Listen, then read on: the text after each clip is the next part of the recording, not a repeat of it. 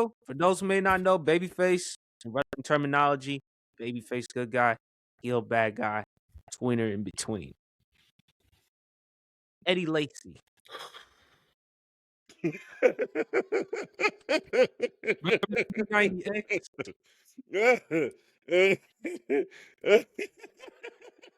I The ain't know my man who face. ate himself out the damn league. Yeah. What the hell going on? Yeah. The man who ate himself out the damn league. Him and Natron Means. Two men who ate them damn selves out of the league. Hey, he from New Orleans. They got some good food there. Bro, look, I'm gonna just be real, bro. If somebody gave me $10 million a year to go run a football or do something athletic, I go on a liquid diet. I go on a liquid diet. Starting running back of the Green Bay Packers, nonetheless. Come on, man. I would be on a liquid diet. You know, I would get gastric bypass surgery just to keep the weight off. So, yes, I would do everything I could in order to stay in shape. You just ate yourself. How the hell do you eat yourself out the league? I don't understand. I just don't understand that. I mean, the thing is, once you get to the league, you have resources at your disposal. It's not like the good old days where, you don't have the resources, you don't have the weight room, bro, they have whole nutritionists at these facilities to regulate your meals, to help you meal prep, to help you do these things. So for you to eat yourself out the league because you couldn't stay out the kitchen is nasty work. That is heel stuff. You didn't succeed because you didn't have the ability or because you was hurt. You sat around here and ate burgers with me all day, and that's the reason why you ain't in the league. So I have to put you as a heel because in the great words of Ice-T, how'd you get into this spot? You played yourself. Sure. You're a heel. You chose to eat burgers with me all day. Come on now. Go ahead, BR. I mean, yeah, like you had like one of the opportunities of a lifetime. You were the starting running back for arguably the most storied franchise in NFL history, in the Green Bay Packers. And you came into the league out of Alabama and you actually had a really good start to your career. But you were playing out there, boy, you about look like me. I mean, I'm just saying we can't do that. Because I'm a big boy. We can't do that. No. And he was talented. It ain't like the boy wasn't talented. Eddie Lacy was one of the most talented running backs in the league. He was one of the most talented running backs to come out of Bama. And it's just like he you know what I'm saying? He cared more being from New Orleans. He cared more about the jambalaya and the gumbo than he was about running the sucker over. I mean, like, what are we doing? That's like diabolical heel work right there to throw away that kind of opportunity. And we ain't heard from you since. If anything, if you gonna eat now, just stay out the limelight. You made a decent living. You got good money. Just stay out of the limelight. Do your thing. Because, to blow an opportunity like that, that's like Randy Orton 2000. That's like bald 2009 Randy Orton heel work right there. Tweener. I loved Eddie Lacy. If you look at Eddie Lacy, his last year in Alabama when he started, 204 carries for over 1,300 yards, 17 touchdowns. And he was a big running back already coming out of the NFL draft at 231 pounds. That's when he was listed at the scouting combine. When he arrived at Seattle, he tipped in the scales at 267, almost 40 pounds above when he weighed at the combine. Eddie Lacy, a lot of people made fun of him because, again, he was on that P90X regime and all that stuff. But his first 2 years in the NFL, back-to-back 1,000-yard seasons, he won Offensive Rookie of the Year, made the Pro Bowl his rookie season, and then for some reason he fell apart, man. I don't want to be too hard on someone with weight issues because I understand, because even though I'm a skinny dude, I still deal with an eating disorder and bulimia. So I want to be sensitive. And, I'm sensitive. No, champ, believe me, Oh, I I did still deal not with know it. that. My bad. No, yeah. So I struggled with that situation for about 5.5 years since the pandemic. So it's an issue Damn. for me. Mm. But Eddie Lacy, I'm gonna say tweener. I loved his physicality.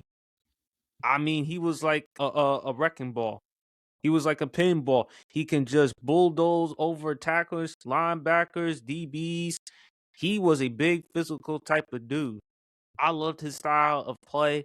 It's just a shame though that after Green Bay, after those last few years in Green Bay, and then he goes to Seattle because they want to try to make him like the second coming of beast mode. But it looked like he was more feast mode in that during his time here. Call him feastful. I mean, he was eating good. I mean, they put weight incentive clauses in his contract during his That time in was Seattle. Again, good. man, That him was and good. Natron Means, That was man. good. That Yeah. was No, good. him and Matron Means. No, remember, Man, Craig y'all Hayward remember what didn't. Natron Craig Means' Hayward nickname didn't was? play that big. No. And then you remember Natron Means' nickname was back in the day, don't you? I think They call him refried beans. Mhm. No, I'm serious. They called him refried beans because he kept eating something. All right, y'all. Oh. Next one. NBA player Chris Webber. I'm gonna give him a baby face. I think Chris Webber is a baby face. He just had a lot of bad luck, like the Michigan game. You know, the timeout that was The controversial the timeout. timeout that they didn't have, and then the Sacramento Kings, the 2002 Western Conference Finals where they should have beat the Lakers, and the Robert Horry. Robert Horry, and then the Game 7 where the referees, just thought the Kings were playing and called all the fouls on them and not the Lakers. But I mean, but he, for me, Chris Webber's a babyface because he's a big that kind of like a lot of the bigs you see nowadays that's able to handle the rock, that's able to be a playmaker, get guys involved, being able to pass, being able to do being able to do point guard stuff as a power forward. Chris Webber is one of those that's kind of set that bar and set that standard in motion for what you see today. A lot of the talented, hybrid power forwards nowadays that can do all this stuff. Chris Webber at his peak is like one of the most underrated elite players of all time at his peak. That Sacramento peak, let me tell you something. If y'all didn't watch Chris Webber at his peak at Sacramento, y'all need to look at some film. Y'all need to look at some highlights, and y'all need to see him because I seriously, That a nice I'm squad. talking That was a nice him, squad. Hedo Turkoglu, Mike Bibby, Jason Williams, Mike Bibby, Peja Peja Stojakovic, Stojakovic, Doug Christie. I mean, Doug Bobby Christie. Jackson. They had a squad in 2002. They were the only team that was going to beat the LA Lakers, and I thought they were going to do it. But you know what? Hey, to each his own. To each his own. But study Chris Webber in Sacramento. He was like I said, he was ahead of his time, being a big that could handle the rock as like a point guard, could run the floor, transition, just everything. Chris Webber was ahead of his time, and a lot of the things you see hybrid power force doing today, that was Chris Webber. If y'all ain't seen him play, y'all need to go look at some highlights and some film. Because Chris Webber at his peak was that dude. And he's a baby face for me because he's a likable guy. He's a good TV personality. I mean, and I just, what makes me most proud was the University of Michigan honoring that team, honoring the Fab Five, giving them the respect that they deserve because they put that university on the map and made college basketball relevant the entirety of their time. They were. They were the faces. I mean, they were even with, I feel like even with Duke University, as good as Duke was at the time, the Fab Five were the faces of college basketball. And they deserved all the flowers. And I was so happy that the University of Michigan finally was able to honor them and give them their flowers and their just due, because even though they didn't win the national championship, they carried that sport. So shout out to Chris Webber, man. He deserves all the flowers. Like I said, underrated big, and he's a really good TV personality. Really, that never really gotten in trouble. Never really gotten in trouble like that. Yeah, for me, he's a babyface. BRF, I kind of agree with, he's more of a, I say tweener. Unfortunately, with Chris Webber, they look at the fact that he came up short in clutch situations. They look at the controversial timeout call in which there wasn't a timeout for Michigan.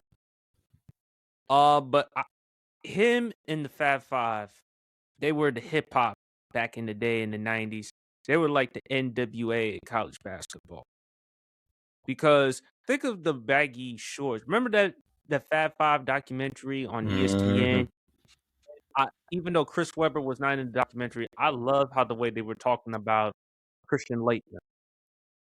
I can't say the type of stuff on the air, especially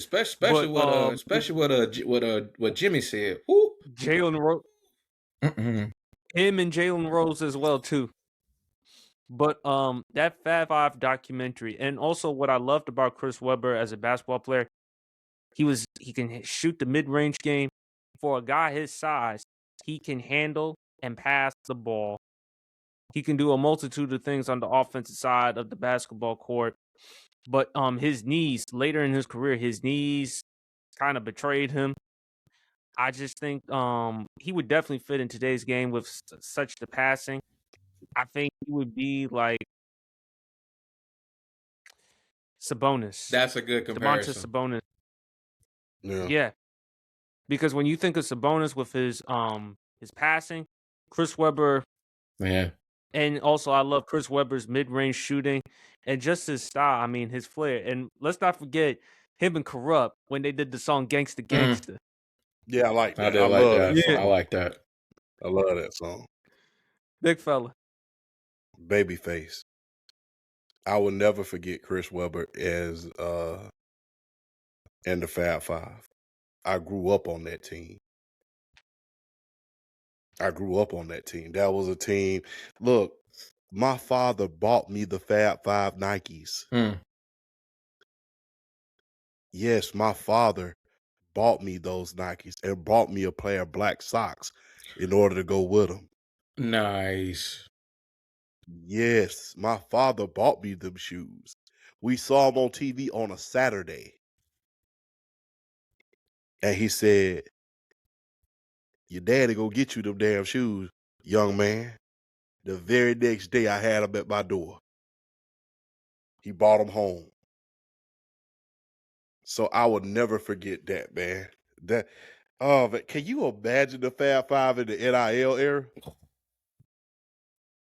Oh my God. You had your own shoes without even getting paid for them. Right. Mm-hmm. So Chris Webber is just a victim of bad luck, man. The timeout, playing against one of the greatest teams of all time in the form of, Grant Hill, Bobby Hurley, and Christian Laettner.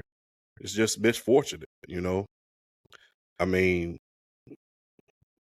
and I think they got a bad rap by the media because they didn't understand that these were young men that were living their lives. These are young men who like listening to young music.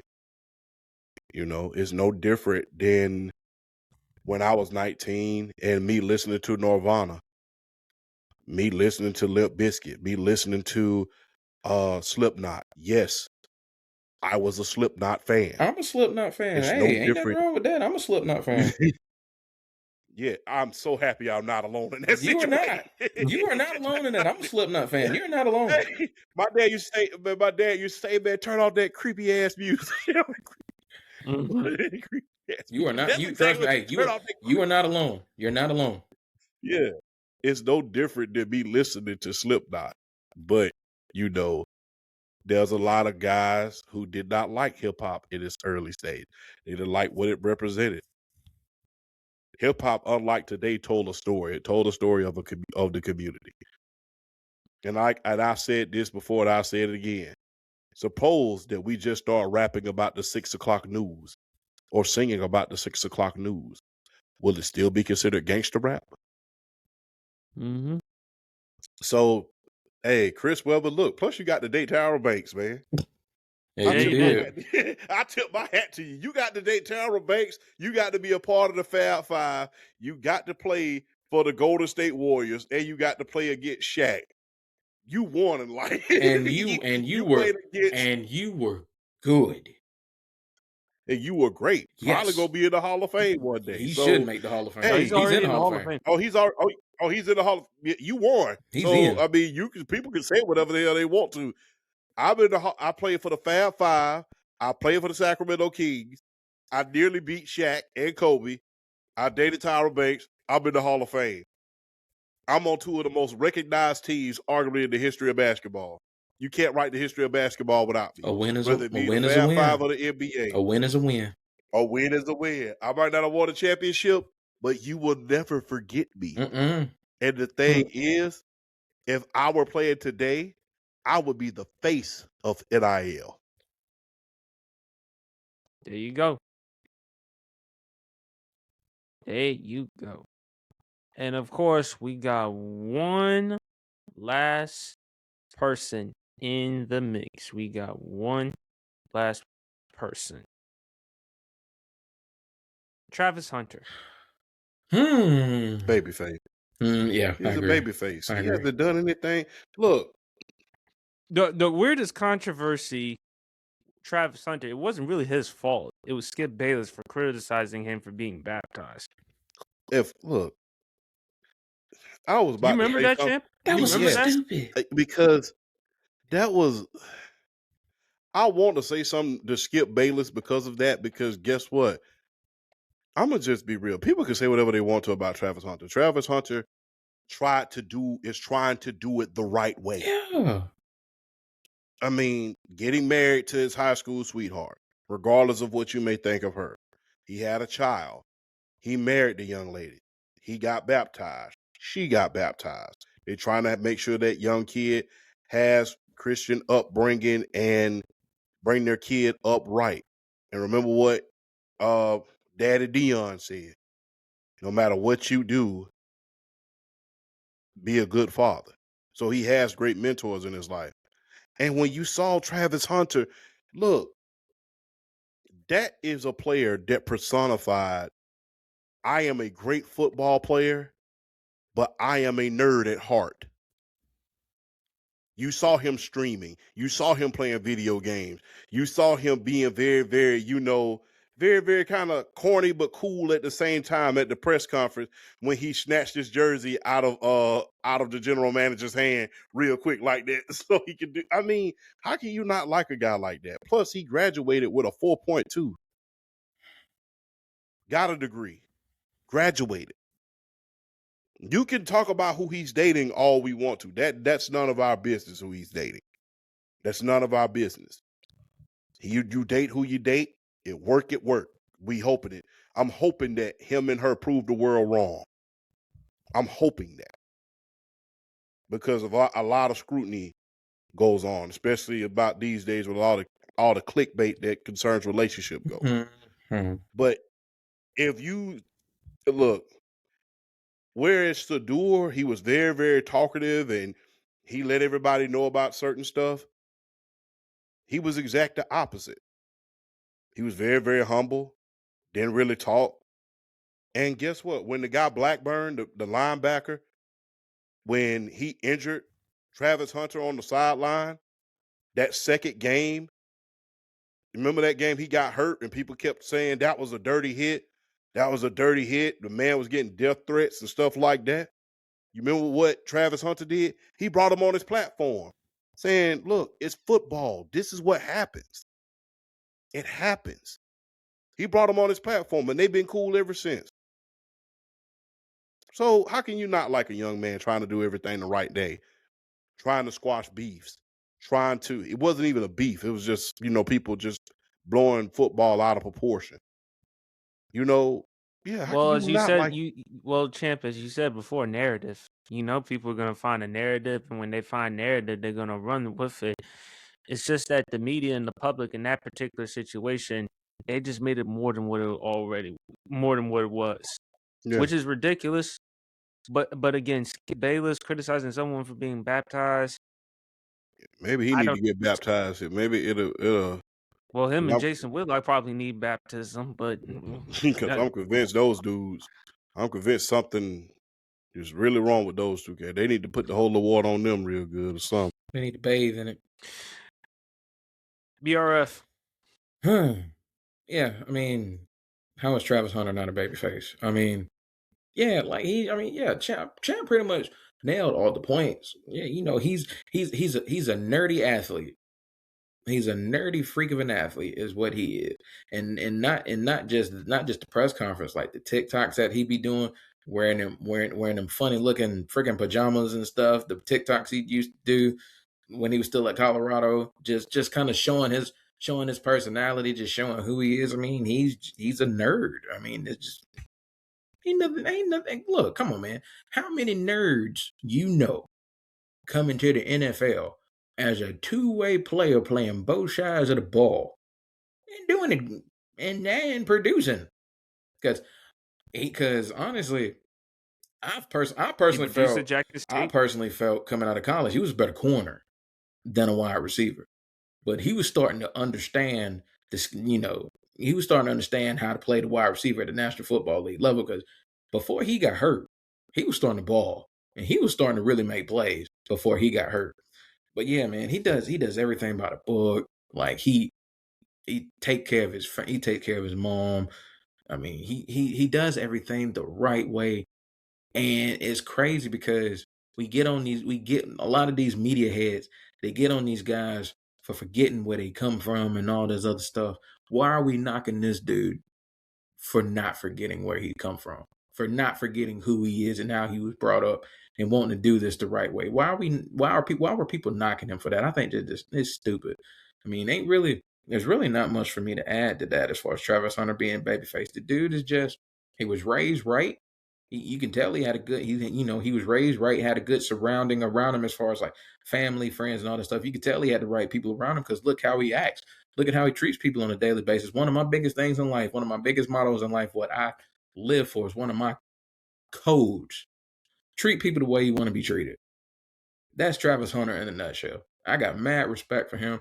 I hope he comes back from this injury 1,000% ready to roll and just really take off, but continue to live the right way like he's done. Shout out to Travis Hunter. Definite babyface.